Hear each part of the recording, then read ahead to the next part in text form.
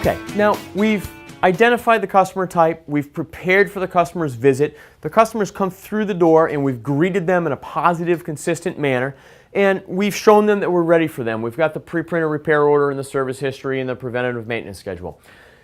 Now they're going to present to us why they're here today. I would like to have you think about something.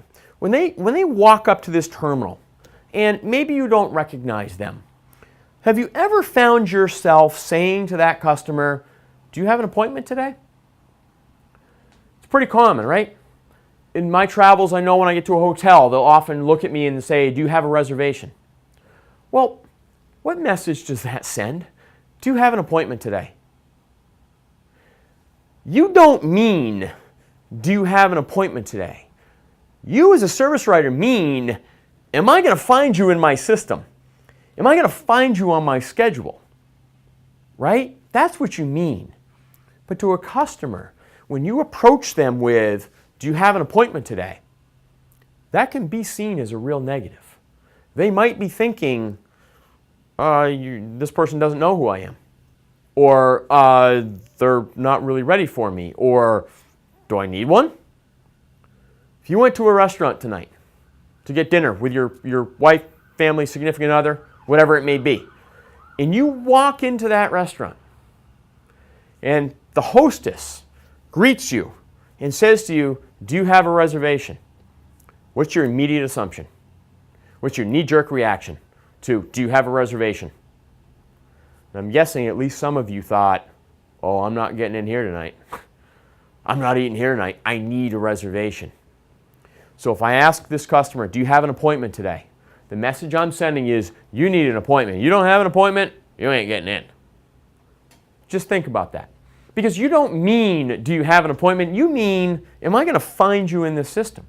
So how else can you approach this? I might ask what their name is. "Good afternoon. May I ask your last name?" Because if the customer doesn't have an appointment and you ask their last name, what's the next thing out of their mouth? They might say to you, "Smith, but I don't have an appointment." That sent an entirely different message, didn't it? "May I ask your last name?"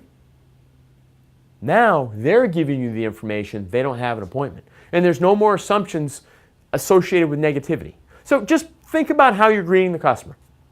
Smile, be positive, ask them for their name. Don't necessarily ask them if they have an appointment. Now, when they present the reason they're there today, the work that they need to have done or they perceive they need to have done, that's when I encourage you to come out from behind this terminal and stand in a position much like this so that you can talk with this customer over here. It forces you to actually engage the customer. It forces you into active listening. What is active listening? There's a big difference between being back here, staring at this computer terminal, typing away, and being here. So describe this problem to me. Describe what you're experiencing. That feels different, doesn't it? Watch. All right, what are you experiencing? What are you here for today? Okay, bucking at 30 miles an hour. Okay. Compared to, so explain to me your drivability challenge here. When do you experience it? When does it happen? Feels different, doesn't it? Okay. Active listening is engaging the customer. It's making eye contact, getting away from this barrier, because this is a physical barrier. The other thing this does is the customer can't see what's being typed over here, do they? They have no idea if you're translating what they're saying to this computer terminal. If you're out here, and maybe you've got a copy of the repair order right here, or you've got a multi-point inspection sheet, or you've got some documentation that you can write on, they can see what you're writing, and they then know that you are listening to them, that you are writing down what they say. So practice active listening. Active listening is making eye contact, reducing barriers if you can, and it's expressing empathy, like, "Wow, that must be kind of nerve-wracking, huh?" Now, empathy in this case helps build the relationship. We'll talk about empathy later on in dealing with disgruntled customers, another important tool. Head nodding can really help. Okay, I see. Here's the funny thing about head nodding. And I mentioned it in the first DVD, Service Management Made Simple. Head nodding can be overdone. If you nod your head too much, it can be really overdone. But if you're explaining your problem to me, and I'm looking at you in the eye, and I'm saying, yeah, okay, all right, so I think I understand that. Head nodding sends a feeling of affirmation. You're affirming that what they're saying really does work. Sounds silly, but it's an important tool. And then the last tool that I want you to use during this write-up process, as you're gathering that information, as the customer is presenting their challenge to you, or whatever they're there for that day, is don't ever make assumptions. Some call it diagnosing on the drive. Just because a customer walks in today and says, I've got a howling noise at 45 miles an hour, and you had a customer last week with the same vehicle that needed a rear wheel bearing, don't assume it needs a rear wheel bearing today. And certainly don't say that to the customer. Just collect the information. Now, assumptions also get into clarifying what they're saying to you. Because I may say something to you and you translate it in your mind very differently than I mean it. I would strongly suggest to you that when the customer presents information to you, that you repeat it back to them.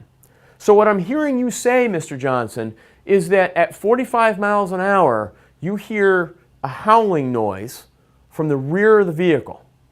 And he can say, yes, that's exactly what it is. Or, well, no, it's not. Well, it might be higher than 45 miles an hour, but it's more of a squealing noise, I guess. Okay, so Mr. Johnson, what I'm hearing you say is that at 45 miles an hour and above, you hear a squealing noise. Yeah, that's pretty good. So what I've done is I haven't just taken what they've said. I've elaborated on it a little bit. I've made sure that the customer and I understand each other so that I get the right information on whatever sheet I'm collecting it on. And we're going to talk next about using a customer problem analysis sheet to gather that information.